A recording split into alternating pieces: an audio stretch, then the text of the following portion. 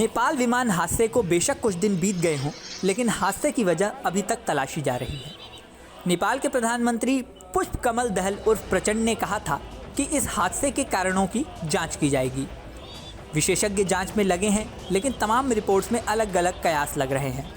खराब मौसम, तकनीकी खराबी और पायलट की गलती जैसे बिंदुओं पर विश्लेषण किया जा रहा है।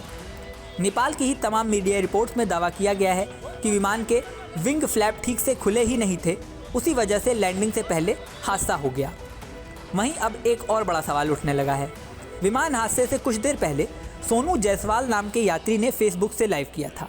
फेसबुक लाइव के दौरान ही यह हादसा हो गया और आग लगने तक का सीन उनके फेसबुक लाइव से जुड़े लोगों ने देखा। हालांकि तत्काल किसी को कुछ समझ नहीं आया, लेकिन बाद में हादसे की बात पता चली।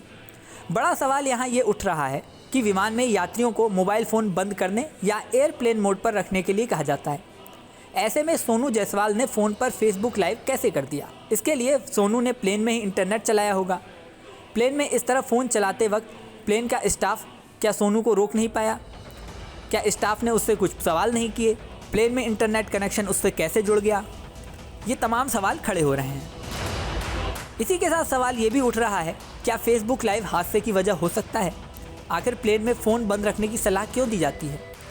क्या प्लेन में फ़ोन चलाना खतरनाक हो सकता है? क्या इंटरनेट का प्रयोग खतरनाक हो सकता है?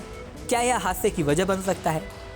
तमाम मीडिया रिपोर्ट्स में दावा किया गया है कि हवाई जहाज़ के टेक ऑफ से पहले केबिन क्रू द्वारा यात्रियों को फ़ोन को फ्लाइट मोड में डालने के लिए कहा जाता है। हालांकि कई लोग इसका पालन नहीं करते। हवाई यात्रा के दौरान फ़ोन का फ्लाइट मोड में न होना यूँ तो किसी हादसे का कारण नहीं बनता, लेकिन इसकी नाम मात्र की आशंका देखते हुए फ़ोन को एयरप्लेन या फ्लाइट मोड में रखने के लिए कहा जाता है। ये एयरप्लेन मोड सेफ्टी के तौर पर इस्तेमाल किया जाता है।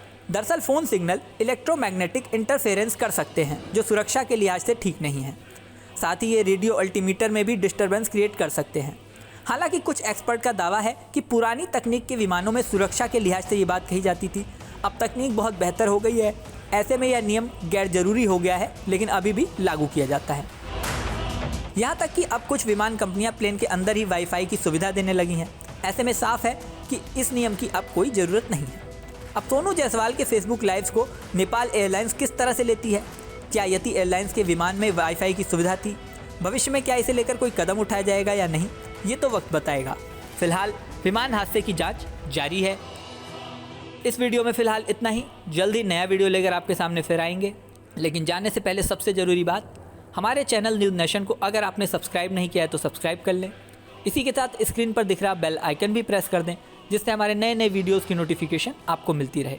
मिलते हैं नेक्स्ट वीडियो में, बने रहिए न्यूज़ नेशन के साथ।